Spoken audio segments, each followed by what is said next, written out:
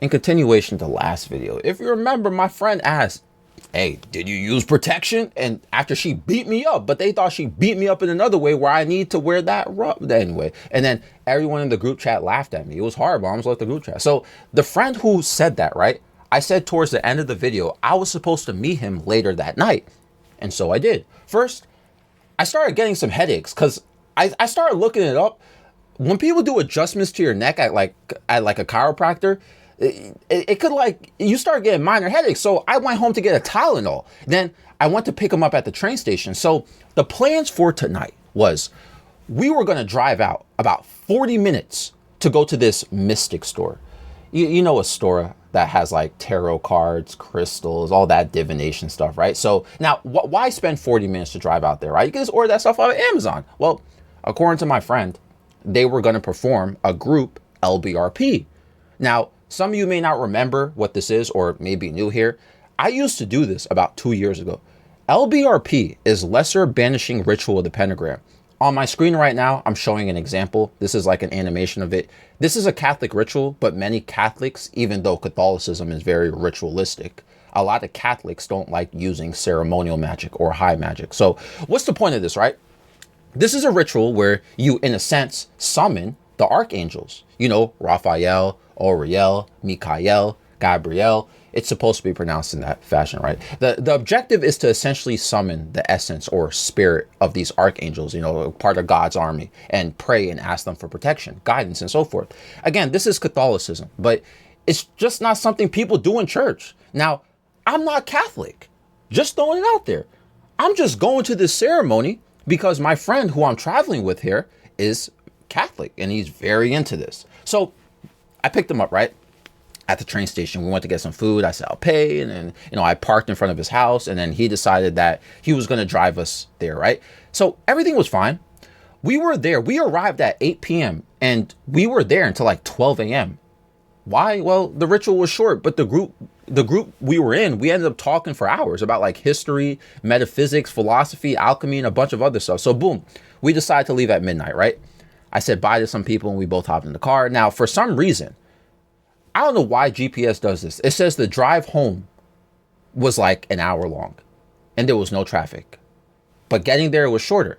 Maybe something closed down. So we had no choice but to just talk, you know, and that's okay. You know, so we were talking on the ride home. And remember at the store, we were talking about philosophy and history and so forth, right? That I mentioned, that's why it took us so long to leave. So I asked my friend, again, who is super Catholic. I asked him, what do you think about Joseph? Now, I actually made a video about him, all right? If you missed it, quick summary. Joseph is a character in the Bible who was thrown in a pit by his own brothers, then sold to slavery in Egypt, and then ended up becoming the second command of Egypt, right? It's a very messed up and sad story, but it's a story about how no matter what you go through and how many people betray you, even your own family, you can still triumph. And later in the story of Joseph, the brothers who sold him to slavery and threw him in that pit because they were jealous of him, Joseph forgave them. So I asked my friend here, I said, so you do know the story of Joseph. I have a question for you. If that was you, if your own family betrayed you and sold you to slavery, threw you in a pit, would you forgive your brothers like he did in the Bible? And I said, I wouldn't. You sell me to slavery and I make it out and become something, I'll never talk to you again or forgive you. You screwed up my life and made me suffer. And he said this to me. He said, Andre, about 12 years ago, I got married to a woman who I thought was the girl of my dreams. I loved her. She was beautiful. And we had a son together. At that time period, I was working in real estate for a major company as I was making about $150K per year. And around that time, my son was 2 years old. And my wife wanted to buy this house that her therapist was selling.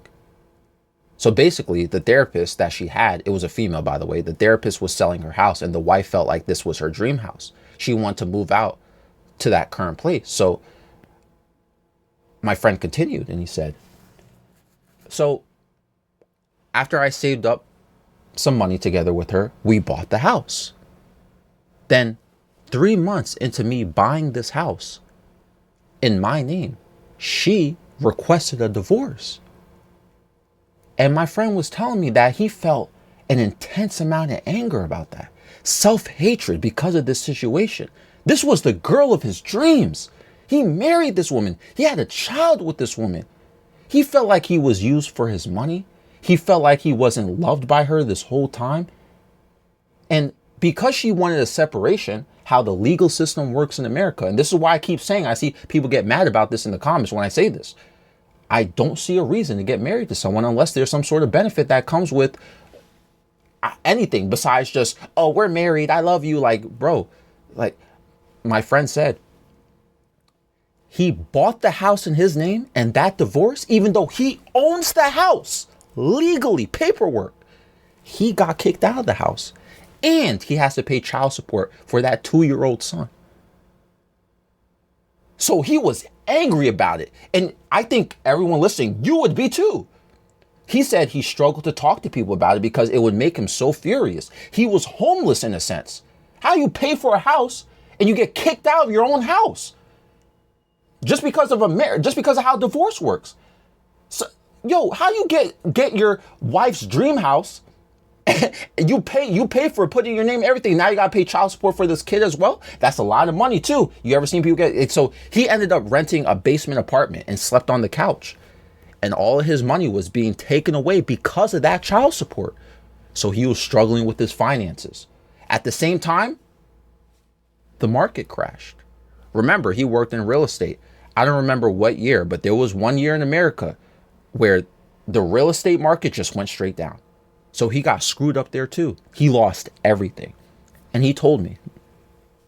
So if you remember, Andre, I go to Alcoholics Anonymous, which, P.S. again, something about my friend, he used to have an alcohol addiction. He says, Andre, so we used to do some of our meetings through the phone. And whenever we, of course, had an AA meeting or Alcoholics Anonymous meeting, we had to do a check-in once we got on the group phone call. Whenever they asked for our name, we had to give a number between 1 and 10. 10 if you're like extremely happy, life is amazing, and nothing can go wrong. And 1 if you have a literal gun to your head right now and you're about to blow your brains out right now on this call. And when they called my name, Andre, and it was my time in the group call, I said I was a 4. And everyone in the group was thrown off. They were curious because usually my friend, he gives a higher number. But then he said, I told them, truth is, I'm a 2 right now. I'm a 2 out of 10. And that made the group call more chaotic because people were concerned. And the leader of the call told everyone to stop talking because the call was getting chaotic and said, listen, everyone stop. He told my friend this. After today's AA meeting and this call, you have until 5 p.m. tomorrow to find a therapist. And you will call me and tell me you found one. Can I hold you to that? And my friend said, I told the leader that I would, but I was freaking out because how can I find a therapist by tomorrow at 5 p.m.? This isn't 2025 where you can go on ZocDoc or some phone app and put in your insurance and find a therapist or a specialist within a day. I had no contacts. I had no money. I had no insurance. I had no home. So you know who I called? My ex-wife's therapist. And he looked at me in the car and he shouted when he said this, Andre, forgiveness saved my life. I was furious. My whole life taken away because this same therapist kept trying to sell my ex-wife this dream home. And the whole sequence of events started because of this. The therapist probably knew about the divorce coming. And she still sold her that house. And I put my name into it because I thought everything was okay. This same exact therapist, though, saved my life. I had to learn forgiveness. And if it wasn't for that, I wouldn't be where I am today. And where's my friend at today? Just a note about my friend here, right? As we're having this conversation, he's driving in a very expensive Tesla right now. It's on autopilot too, by the way. It has that automated driving, knows all that stuff. And he's telling the story. He's married to someone new, has another son. He's very successful in his new job, by the way, his new work. He makes a lot of money. His life got completely turned around. And I remember when he yelled in the car and said specifically, Andre, forgiveness saved my life. I literally almost started crying in the car.